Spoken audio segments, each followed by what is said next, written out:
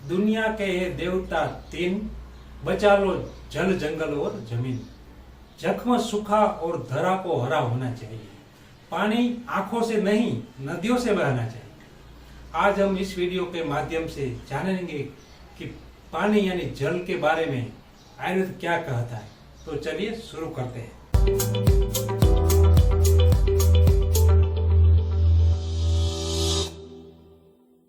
जल एक बहुत ही महत्वपूर्ण प्राकृतिक संसाधन है, जिसके बिना किसी भी जीवधारी का जीवन यापन करना संभव नहीं है।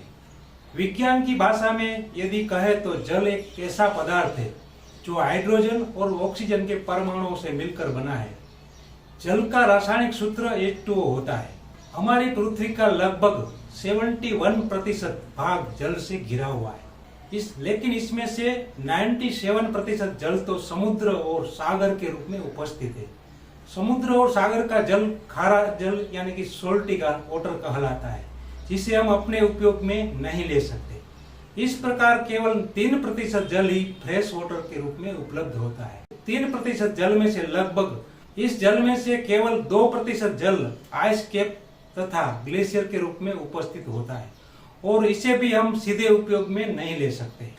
तो अब हमारे पास उपयोग में लाने योग्य जो पानी बचा है वो मात्र 1% बचा है, जो कि ग्राउंड वाटर, नदियों, झीलों, भाप, झरनों आदि के रूप में हमें उपलब्ध होता है। इसी कारण हमें जल की कमी से संबंधित समस्या देखने को मिलती है, क्योंकि हमारी पृथ्वी पर जल की मात्रा तो बहुत है, परंतु वह जल हमारे लिए उपयोगी नहीं होता है। ठोस अवस्था में जल बर्फ और हिम के रूप में उपस्थित, बर्फ और हिम के रूप में पृथ्वी के ध्रुवों पर बर्फ छत्रक, बर्फ से ढके पर्वतों, हिम नदों यानी कि ग्लेशियर में पाया जाता है। द्रव अवस्था में जल महासागरों, झीलों, नदियों के अतिरिक्त भूतल के नीचे भौम जल में भी पाया जाता है।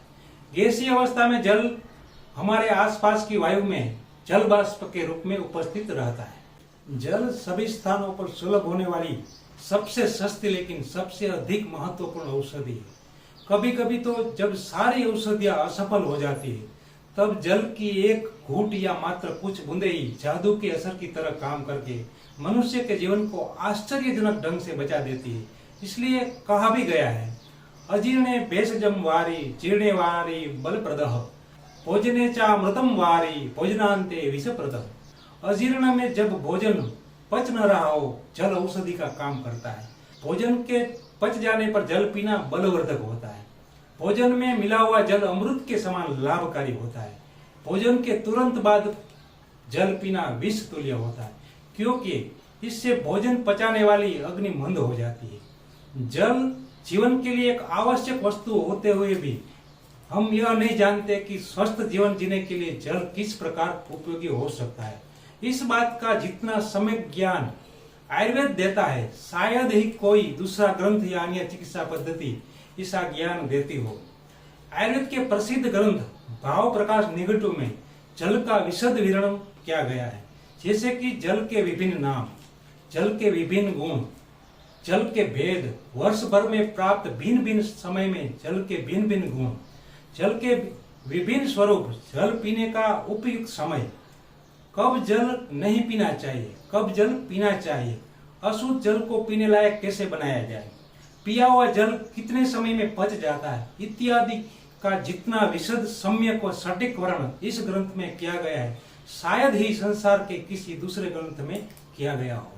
अब बात करते हैं जल के विभिन्न नामों के बारे में। पानीयम, सलीलम, नीरम, किलाल, जल, अम्बु, आप, वार, वारी, कम, तोय, उदक, जीवन, वन, अम्ब, अर्ण, अमृत तथा घनरस ये जल के पर्यायवाची नाम कहे गए हैं। जल के गुण, जल श्रम को दूर करने वाला, क्लांति यानी कि शिथिलता और थकावट नाशक, मूर्छा प्यास को नष्ट करने वाला, तंद्रा, वमन और विबंध को मिटाने वाला, बलकारक, निंद्रा को दूर करने वाला, तृप्तिदायक, हृदय के लिए हितकर, अव्यक्त रस वाला, अजीर्ण का शमन करने वाला, सदा हितकारक, शीतल, लघु, स्वच्छ, संपूर्ण मधुरादि रसों का कारण एवं अमृत के समान शास्त्रों में इसको कहा गया है। जल के भेद, पानीयम मुनि भी प्रोक्तम दिव्यम भौममिति दिद्धा धाराजम करकामय तोषारचम तथा हेमम दिव्य चतुर्विधम प्रोक्तम तेसु धाराम गुणाधिकम। भाव प्रकाश नेगेटिव में जल के दो भेद कहे गए हैं, दिव्य जल और भौम जल। इसमें भी दिव्य जल को चार प्रकार का कहा गया है। धारा जल, कारकामय यानी ओले का जल, तुषार जल यानी कि कुहासा या कोहरा, और हेम जल, इसमें जो धारा जल होता है वह अन्य जलों की अपेक्षा अधिक गुणदायक होता है। धारा जल आसमान से वर्षा के रूप में प्राप्त होने वाले जल को कहते हैं। कारकामय जल आसमान से ओलों के रूप में प्राप्त होने वाले जल को कहते हैं, तथा भौम जल पृथ्वी के अंदर संचित रहने वाले जल को कहते हैं। हेम जल हिमगलन से निर्मित होने वाले जल को कहा जाता है। धारा जल के गुण और लक्षण। धारा जल के रूप में आकाश से गिरा हुआ यदि धुली हुई स्वच्छ शिला पर या पृथ्वी पर गिरा हुआ हो तो उसे लेकर स्वच्छ मोटे वस्त्र से छानकर सोना, चांदी, तांबा, स्फटिक, कांच अथवा मिट्टी से चाहे जिस किसी के बने हुए बर्तन में रख दे, इसी को धारा संगनक जल कहा जाता है। धारा जल के गुण। धारा निरम त्रिदोषग्नम निर्देश्य रस लघु सौम्य रसायनम बल्यम तर्पणम हृदि शीतलम पाचनम मूर्छा तंद्रा दाह श्रमनाशनम। यह त्रिदोष नाशक, अनिर्देश्य रस वाला, लघु, सौम्य, रसायन, बलकारक, तृप्तिदायक, आह्लाद उत्पन्न करने वाला, जीवन स्वरूप, पाचक एवं बुद्धिवर्धक, मूर्छा, तंद्रा, द्राह, श्रम, क्लांति यानी शिथिलता, प्यास, इन सबको दूर करने वाला होता है। इसमें विशेषकर वर्षा ऋतु का जल विशेष लाभदायक माना गया है। धारा जल के भेद। धारा जल के दो भेद कहे गए, गांग तथा सामुद्र। गांग जल के लक्षण। सत्पुरुषों का कथन है कि दैविक लोग आकाशगंगा का जल लेकर मेघों के द्वारा जल बरसाते हैं। आश्विन मास में बरसने वाला जल इतना शुद्ध होता है कि उसे गांग जल ही मानना चाहिए। इस जल में पकाया हुआ भिगोया हुआ अन्न कभी खराब नहीं होता है। सामुद्र जल के लक्षण। यदि पकाया या भिगोया हुआ अन्न तुरंत खराब हो जाए अथवा उसका रंग बदल जाए तो उसे सामुद्र जल समझना चाहिए। हेम जल के लक्षण। हिमालय आदि के शिखरों में द्रवीभूत होकर जो हिम बरसता है उससे प्राप्त होने वाले जल को हेम जल कहा जाता है। हेम जल के गुण। यतदेवम हिम हेमम जल माहुर मनीषिणः हिमांबु शीतम स्निग्धम गुरु वात विवर्धनम। यह शीतल, पित्तनाशक, गुरु तथा वायु को बढ़ाने वाला होता है। भौम जल के भेद। भौमंबो निगदितम प्रथमम त्रिबंधम बोधे चांगलम परमानुपम ततः साधारणम क्रमातः। विद्वानों ने भौम जल को जांगल, आनुप तथा साधारण इन तीन प्रकारों का माना है। जांगल जल के लक्षण। जिस स्थान पर थोड़े जल व थोड़े वृक्ष होते हैं उस स्थान को जांगल देश तथा वहां पैदा होने वाले जल को जांगल जल कहा जाता है। जांगल जल के गुण। यह रुक्ष, लवण रस युक्त, लघु, पित्तनाशक, अग्निवर्धक, कफनाशक तथा पथ्य तथा अनेक प्रकार के विकारों को नष्ट करने वाला होता है। आनुप जल के लक्षण। जिस स्थान पर अधिक रूप से जल तथा वृक्ष होते हैं एवं वात तथा कफ संबंधी रोग अधिक होते हैं उसे आनुप देश कहा जाता है तथा वहां प्राप्त होने वाले जल को आनुप जल कहते हैं। आनुप जल के गुण। आनुपम वारी वार्य विष्यन्दी स्वादु स्निग्धम धनम गुरु वही अर्धम कफम कृतम हृदय विकारान कुरुते बहुनः। यह नेत्रों के लिए अहितकर, स्वादिष्ट, स्निग्ध, घन गुरु, अग्नि को नष्ट करने वाला, कफकारक, हृदय के लिए अहितकर एवं बहुत से रोगों को उत्पन्न करने वाला होता है। साधारण जल के लक्षण। मिश्र चिहंस्तु यो देश सही साधारण स्मृत तस्मिन् देशे यदुदकम ततु साधारणम स्मृतम। जहाँ पर जांगल तथा आनुप दोनों ही देशों के चिन्ह मिले हुए हो तो उसे साधारण देश तथा वहाँ के जल को साधारण जल समझना चाहिए। साधारण जल के गुण। साधारणम तो मधुरम दीपनम शीतलम लघु तर्पणम रोचनम तृष्णादाह दोषत्रय प्रणुत। यह मधुर रस युक्त, अग्नि दीपक, शीतल, लघु, तृप्तिकारक, रोचक, प्यास, दाह तथा त्रिदोष को दूर करने वाला होता है। भौम जल के अन्य प्रकार से भी दो भेद होते हैं। भौम जल का एक प्रकार नादेय भी है। नादेय का अर्थ होता है नदी का जल। नदी का जल रुक्ष, वातजनक, लघु, अग्निदीपक, अभिसंधि, विशद, कटु रसयुक्त एवं कफ तथा पित्त को दूर करने वाला होता है। शीघ्र तथा मंद गति से बहने के भेद से नदियों के जल में जो गुण भेद होते हैं वे शीघ्र तथा मंद गति से बहने के कारण अलग अलग होते हैं। ऐसी जितनी भी नदियां होती है जो शीघ्र गति से बहती है उनका जल स्वच्छ तथा लघु होता है, तथा मंद गति से बहने वाली जितनी भी नदियां होती है उनका जल शैवाल तथा गिरी हुई पत्तियों के कारण स्वच्छ नहीं होता। उनका जल भारी तथा अस्वच्छ होता है। हिमालय से निकलकर बहने वाले या पत्थरों से टक्कर खाकर बहने वाली ऐसी गंगा, सतलज, सरयू, यमुना आदि जो नदियां हैं उनका जल पथ्य या गुण युक्त एवं उत्तम होता है। सह्याद्री पर्वत से निकलकर बहने वाली वेणा, गोदावरी आदि नदियां उन सब का जल प्राय कुष्ठ रोग को पैदा करने वाला होता है।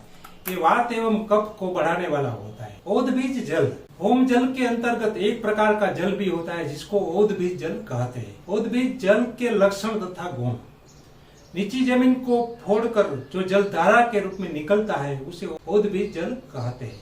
यह पित्तनाशक, अभिदाही, अति शीतल, तृप्तिकारक, मधुर रसयुक्त एवं किंचित वात कारक तथा लघु होता है। अंशुदक जल, जिस जल के ऊपर दिन में सूर्य तथा रात्रि में चंद्रमा की किरणें पड़ती हो उसे अंशुदक जल कहा जाता है।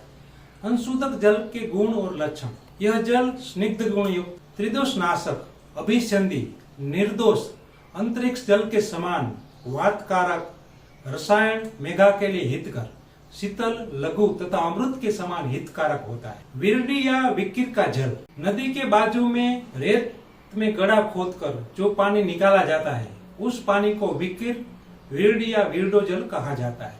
उस जल के गुण, मधुर, शीतल, पचने में हल्का, कसाय, पानी मीठा हो तो पित्तनाशक या नमकीन हो तो पित्तवर्धक होता है। भिन्न भिन्न समयों में जल के स्वरूप तथा गुण, पौष मास में सरोवर का जल, माघ मास में तालाब का जल, फाल्गुन मास में कुएं का जल, चैत्र मास में चौरडीय का जल, वैशाख मास में झरने का जल, ज्येष्ठ मास में ओदबीज साधारण भूमि का जल, आषाढ़ मास में कुएं का जल, श्रावण मास में आकाश का जल, भाद्र मास में कुएं का जल, कार मास यानी आश्विन में चौरडीय यानी कि पाषाण के नीचे स्थित जल, कार्तिक तथा अहगन मास यानी मार्गशीर्ष में संपूर्ण जल प्रशस्त होता है, मतलब पीने योग्य होता है।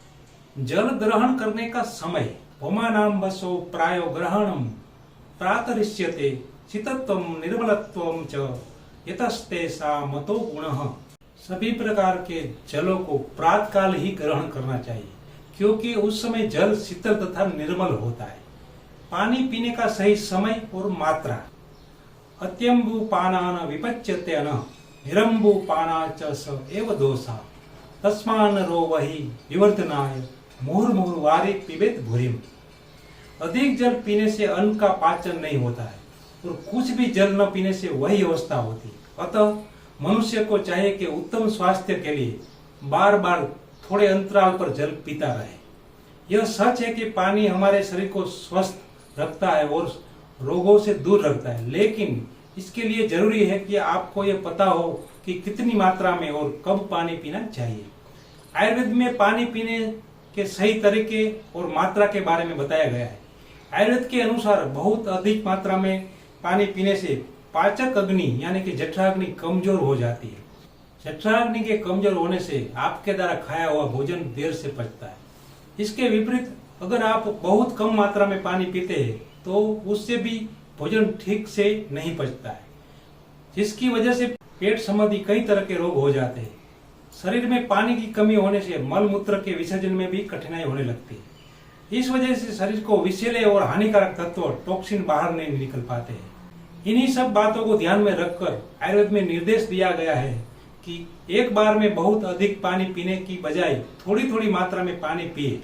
ऐसा करने से पाचक अग्नि भी बढ़ती है और शरीर में पानी की आवश्यकता की पूर्ति भी हो जाती है। शीतल जल पीने योग्य व्यक्ति, मूर्छा, पित्त संबंधित रोग, गर्मी, दाह, विष, रक्त विकार, मदात्य, श्रम, भ्रम रोग, तमक श्वास, वमन, रक्तपित्त, इन सब रोग वालों के लिए शीतल जल हितकर होता है। शीतल जल किसे नहीं पीना चाहिए? पार्श्वशूल, जुकाम, वात रोग, गलग्रह, अफरा, नवीन ज्वर में, अरुचि, ग्रहणी, गुल्म, श्वास, खांसी, विरद्री, हिचकी, स्नेहपान यानी कि तेल पीना, वेदक के अनुसार एक प्रकार की क्रिया जिसे कुछ विशिष्ट रोगों में तेल घी आदि पीने का विधान है, उसे स्नेह क्रिया कहा जाता है।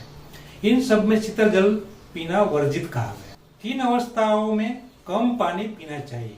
अरोचते प्रतिस्याये मंदाग्नौ स्वयत्थो क्षये मुख प्रसेके जठरे कुष्ठे नेत्रमय ज्वरे व्रणे मधुमेह च पिबेत पानीयल्पकम, यानी कि अरुचि, जुकाम, मंदाग्नि, शोथ, क्षय, मुख प्रसेक, उदर रोग, कुष्ठ, नेत्र विकार, ज्वर, व्रण और मधुमेह, इन रोगों में अल्प जल पीना ही हितकारी होता है। मनुष्य के लिए जलपान की आवश्यकता। जल प्राणियों का जीवन स्वरूप है। संपूर्ण जगत जलमय है, इसलिए एकदम से ही जल का त्याग नहीं करना चाहिए। प्यास का स्वरूप। तृष्णा बलियसी घोरा सद्य प्राण विनाशिनी तस्मादेव तृष्णातार्य पानीय प्राण धारणम।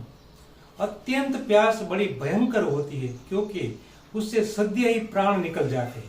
इसलिए प्राणों को धारण करने का साधन जल अवश्य ही पीते रहना चाहिए। गुणकारी जल के लक्षण। अगंधम, अव्यक्त रसम, सुशीतम, तर्पनाशनम, स्वच्छम, लघुच, हृदयम च तोय गुणवदुच्यते।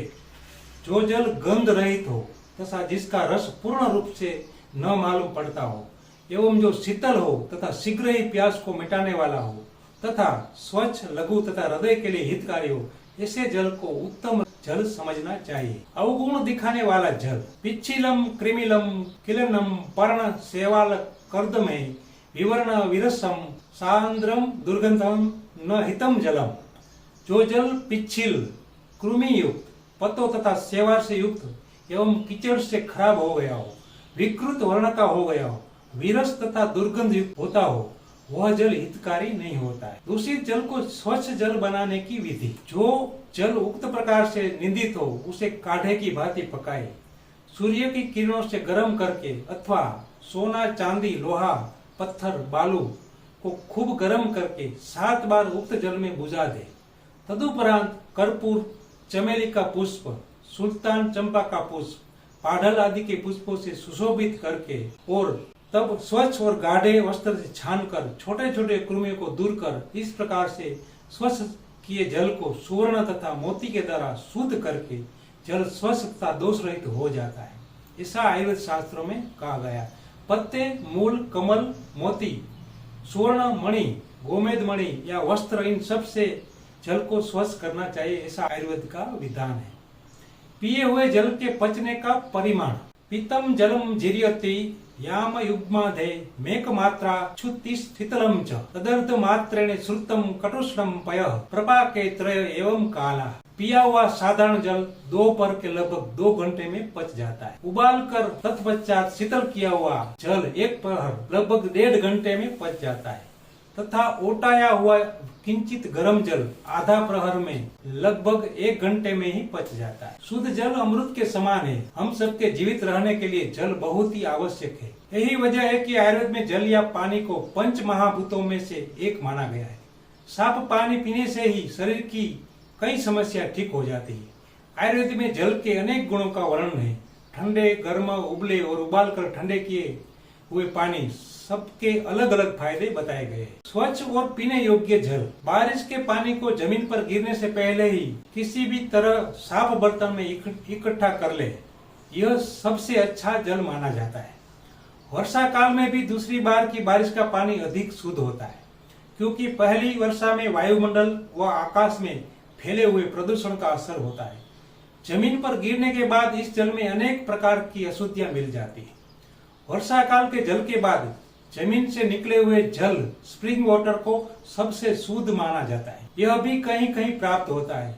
इसके बाद प्रदूषण रहित स्थानों में बहने वाले झरने के जल को शुद्ध माना गया है। संसार में सबको प्राकृतिक रूप से शुद्ध पानी मिलना संभव नहीं, इसलिए पानी को यदि उबाल कर ठंडा कर लिया जाए तो वह पानी भी उतना ही गुणकारी होता है। उबलने से पानी स्वच्छ होता है। इस प्रकार का पानी वात, पित्त और कफ आदि दोषों को शांत करता है। यह पाचक व हल्का होता है और जठराग्नि को बढ़ाता है। पानी कब नहीं पीना चाहिए? खाना खाने के ठीक पहले पानी नहीं पीना चाहिए। ऐसा करने से पाचन शक्ति कमजोर होती है और शरीर दुर्बल होता है। आयुर्वेद में बताया गया है कि खाना खाने से लगभग आधे घंटे पहले तक पानी नहीं पीना चाहिए। अगर आप मोटे हैं तो आप खाने के बीच में पानी पी सकते हैं। इसी तरह पतले लोग खाने से आधे घंटे बाद पानी पी सकते हैं। इसके अलावा बाकी सभी लोगों को खाना खाने के 1 घंटे बाद ही पानी पीना चाहिए। यहाँ यह बात ध्यान रखें कि मोटे और ताकतवर लोगों के लिए भोजन के बीच में जल पीना अमृत के समान है, वहीं अंत में पानी पीना बहुत हानिकारक है। दिन में खाना खाने के बाद तुरंत बाद छाछ का सेवन करना हितावह होता है। किन रोगों में पानी कम पीना चाहिए? आमतौर पर पानी हर अवस्था में फायदेमंद है, लेकिन कुछ विशेष रोगों के दौरान पानी कम ही मात्रा में पीना चाहिए, जैसे अरुचि, भोजन करने की इच्छा न होना, पुराना जुकाम, अधिक लार निकलना, सूजन, क्षय रोग, पाचन शक्ति की कमजोरी, पेट से जुड़े रोग, कोढ़ जैसी चमड़े की बीमारियां, नेत्र रोग, घाव और मधुमेह में अगर आप बिल्कुल भी पानी नहीं पी रहे तो यह भी सेहत के लिए बहुत हानिकारक है। इसलिए रोजाना उचित मात्रा में ही पानी पीना चाहिए। गर्म या ठंडा पानी क्या है ज्यादा फायदेमंद? गर्म या ठंडा दोनों ही तरह के जल अलग अलग परिस्थितियों में फायदेमंद है। मोटापा, वात व कफ रोगों में गर्म किया हुआ जल उपयोगी है, तो पित्त की स्थितियों में ठंडा, इसी प्रकार का कुछ रोगों में उबला हुआ जल फायदेमंद होता है। ठंडा पानी यदि एक के लिए अमृत के समान है तो दूसरे के लिए हानिकारक भी हो सकता है। उदाहरण के लिए विदग्धा जीर्ण यानी कि अपच के साथ जलन भी होना में ठंडा पानी पीने से जलन शांत होने के साथ साथ भोजन का पाचन भी होता है। परंतु यदि यही ठंडा जल खांसी, दमा आदि के रोगी को पिलाया जाए तो कष्ट बढ़ जाता है। इस तथ्य को ध्यान में रखते हुए विभिन्न प्रकार के जलों की विशेषताओं को जान लेना उपयोगी रहेगा। भोजन के तुरंत बाद पानी क्यों नहीं पीना चाहिए? आयुर्वेद में खाना खाने के तुरंत बाद पानी पीने से मना किया गया है। ऐसा बताया गया है कि इससे कई तरह के रोग हो सकते हैं। जो लोग वात प्रकोप से होने वाले सिर के रोग, हिचकी, अस्थमा, खांसी एवं टीबी से पीड़ित है तथा जिन्हें ऊंची आवाज में गाना, भाषण देना एवं अध्ययन करना पड़ता है, उन्हें या किसी भी व्यक्ति को भोजन के तुरंत बाद जल का सेवन नहीं करना चाहिए, क्योंकि सिर के रोगों से पीड़ित होने पर जब मनुष्य भोजन के बाद जल पीता है वात और बढ़ जाता है। सामान्य स्थिति में भोजन में पाए जाने वाले चिकनाई युक्त पदार्थ वात को शांत करने में सहायक होते हैं, लेकिन ठंडा पानी पीने से उसके ठंडे प्रभाव के कारण वात असंतुलित हो जाता है। ऊंचे स्वर में गाने, भाषण देने और पढ़ने वालों को खास तौर पर खाने के तुरंत बाद पानी पीने से इसलिए मना किया जाता है, क्योंकि पीने के बाद जल का कुछ अंश गले और छाती में ही स्थित रहता है और वहां से भोजन के साथ लिए गए चिकनाई युक्त पदार्थों को हटा देता है, जिससे गले आदि के रोगों में वृद्धि होती है। कुछ विद्वानों का इस संदर्भ में यह कहना है कि भोजन के बाद जल पीने से भोजन में पोषक तत्वों का सात्मीकरण यानी कि एसिमिलेशन शरीर के तत्वों के अनुसार ग्रहण नहीं हो पाता, अतः भोजन के तुरंत बाद जल नहीं पीना चाहिए। ठंडा पानी, ठंडे पानी का सेवन बेहोशी, पित्त की अधिकता, जलन, विषैलापन, चक्कर आना, उल्टी होना, शारीरिक थकावट और रक्तपित्त अर्थात शरीर के अंगों से रक्त निकलना जैसे रोगों में और भोजन के पाचन में लाभकारी होता है। इसके विपरीत इन परिस्थितियों में ठंडा पानी पीने से रोग बढ़ जाता है। पसली का दर्द, जुकाम, गले में दर्द और रुकावट, आफरा या पेट का फूलना, मोतियाबिंदु, ग्रहणी के रोग, पेट का गोला, दमा, खांसी, हिचकी, स्नेह अर्थात घी तेल और घी तेल से बने पदार्थों के सेवन के बाद। गर्म पानी पीने के फायदे। गर्म जल हल्का होता है और पाचन शक्ति को बढ़ाते हैं तथा पाचन संबंधी रोगों को दूर करता है। इसे पीने से पीनस, पेट में गैस, हिचकी आदि रोग तथा वात और जल का प्रकोप शांत होता है। उबला हुआ पानी स्वच्छ, सब दोषों से रहित और अच्छा होता है। उबलते हुए पानी का जब 1/4 भाग जलकर 3/4 शेष रह जाता है तो यह जल वात और वात से उत्पन्न रोगों को दूर करता है। उबालने पर आधा बचा जल उष्ण जल कहलाता है। यह हमेशा लाभकारी होता है। और त्रिदोष वात पित्त और कफ व उससे उत्पन्न रोगों को दूर करता है। इस जल के सेवन से मूत्र शुद्ध होता है तथा दमा, खांसी, बुखार आदि दोष दूर होते हैं। रात्रि के समय इस जल को पीने से जमा हुआ कफ पिघलता है तथा वात एवं मल दोष जल्दी समाप्त होता है। उबालने पर जब जल का केवल 1/4 भाग शेष रहता है तो वह आरोग्याम्बु कहलाता है। यह सदा पथ्य, हल्का, पाचक और जठराग्नि को बढ़ाने वाला होता है। गर्म और आरोग्याम्बु के सेवन से दमा, खांसी, कब्ज, पेट में आफरा, रक्त की कमी, शूल, बवासीर, गूल, बुखार, सूजन और पेट के दर्द में आराम मिलता है। गर्म आरोग्याम्बु पीने से पसली का दर्द, पेट दर्द, हिचकी, बहुत अधिक प्यास, आव, उल्टी, दस्त आदि रोग तथा बुखार की आरंभिक अवस्था एवं वात कफ के प्रकोप दूर होते हैं। इससे मूत्र भी स्वच्छ होता है। उबालकर ठंडा किए गए पानी पीने के फायदे। जब जल को उबालकर ठंडा किया जाता है तो यह श्रुत शीत कहलाता है। आयुर्वेद में उबालकर ठंडा किए गए पानी की भी कई विशेषताएं बताई गई है। यह जलन, दस्त, बेहोशी, नशा, विष, वमन, चक्कर, बहुत अधिक प्यास, पित्त और रक्त का दूषित होना, कफ और वात से उत्पन्न बीमारियां, मादक द्रव्यों के सेवन से उत्पन्न रोगों तथा सन्निपात में बहुत लाभकारी होता है। जल को उबालने के पश्चात यदि ढककर ही ठंडा किया जाए तो यह बहुत अधिक हल्का होता है। इसके सेवन से वात आदि तीनों दोष, पेट के कीड़े, बहुत अधिक प्यास और ज्वर दूर होते हैं। जल को उबालने के बाद यदि एक बर्तन से दूसरे बर्तन में डालकर ठंडा किया जाता है तो वो धारा शीत कहलाता है। इस प्रकार करने से जल में वात प्रविष्ट होता है और वह भारी हो जाता है। इससे यह जल देर से पचता है और कब्ज करता है। ऐसे जल के सेवन से परहेज करें। दिन में उबले हुए जल को भी यदि रात्रि भर पड़ा रहने दिया जाए अथवा रात्रि में उबले हुए जल को दिन भर पड़ा रहने दिया जाए तो पाचन में भारी होता है और तीनों दोषों को कुपित करता है। इसके सेवन से भी परहेज करना चाहिए। अंशोदक या अंशुदक जल। दिन के समय सूर्य की रोशनी में और रात के समय चंद्रमा की चांदनी में रखा गया जल अंशोदक या अंशुदक कहलाता है। यह जल अमृत के समान उपयोगी होता है। इस प्रकार का जल स्निग्ध और तीनों दोषों को शांत करता है। यह शक्ति और बुद्धि को बढ़ाने वाला, बुढ़ापे के रोगों को रोकने वाला, शीतल और पाचन में हल्का होता है। सुबह खाली पेट पानी पीने के फायदे। रोजाना सुबह खाली पेट पानी पीना सेहत के लिए बहुत लाभकारी है। इससे शरीर की झुर्रियां, सफेद बाल, गला बैठना, जुकाम, दमा, कब्ज तथा सूजन जैसे रोगों में आराम मिलता है। अलग अलग मौसम में कौन सा जल ज्यादा फायदेमंद है? आयुर्वेद में गर्मियों और शरद ऋतु में पानी को उबालकर जब यह 1/4 बचे उसे पीना ज्यादा फायदेमंद बताया गया है। हेमंत, शिशिर, वर्षा और वसंत ऋतु में उबालकर आधा से बचा हुआ जल उपयोगी होता है। जल के पाचन में लगने वाला समय। आयुर्वेद के अनुसार बिना उबाला हुआ जल 3 घंटे में, उबालकर ठंडा किया हुआ 1.5 घंटे में तथा उबालकर गर्म ही पिया गया जल मिनट में पच जाता है। इस प्रकार स्पष्ट है कि जो जल उबालने के बाद गर्म ही पिया जाता है वह सबसे हल्का होता है। इसके विपरीत बिना उबालकर जल सबसे भारी होता है। इस आधार पर अपनी अपनी पाचन शक्ति को देखकर जल का सेवन करना उचित होता है। दूषित जल की पहचान।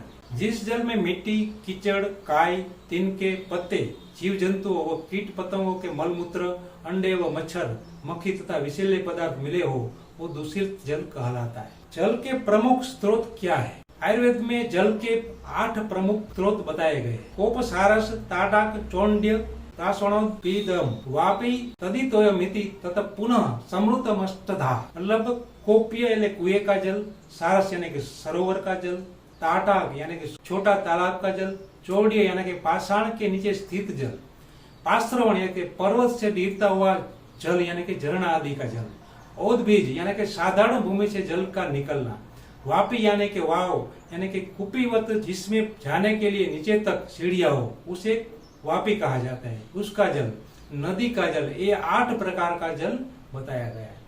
आशा करता हूं कि यह सारी जानकारी आपको अच्छी लगी होगी। तो वीडियो को लाइक करें, कमेंट करें, शेयर करें और सब्सक्राइब करें। इसी के साथ जय भारत, जय हिंद, जय धर्म।